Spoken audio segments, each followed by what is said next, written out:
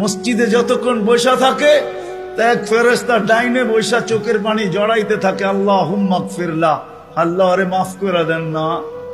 আল্লাহ বলে তোরা তো আইলো গেল কি, আপনার ঘরেই তো বের হইছে, আমাকে জিজ্ঞাসা করেন কেন তোর দিলে এত ব্যথা কেন? আপনার ঘরেই তো বের হইছে, বন্দা তো আপনারই সৃষ্টির সেরা, তো আপনিই বানাইছেন। ও যদিও না কান্দে তো আমি ওর পক্ষ হয়ে একটু কান্দতেছি, অসুবিধা কি? আরেকজন বলে আল্লাহুম্মা আরহাম আলাইহি, আল্লাহর উপরে দয়া করেন না। আপনার ঘরে বসে রইল, তারপরে যদি দয়া না করেন তো বাজারে গেলে করবেন, ওটা তো দয়ার জায়গাই না। কি করে না করে না দোয়া?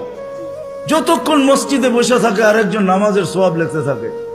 আল্লাহ বলে ঘুমায় তো রইল, তুই নামাজের সওয়াব লেখস না কেন? ঘুমাইলো তো আপনার বাড়িতেই ঘুমাইছে, আর কোথায় ঘুমাইছে? সওয়াব লিখবো না তো লিখবো না কেন? এটাও ফেরেশতা চালায়।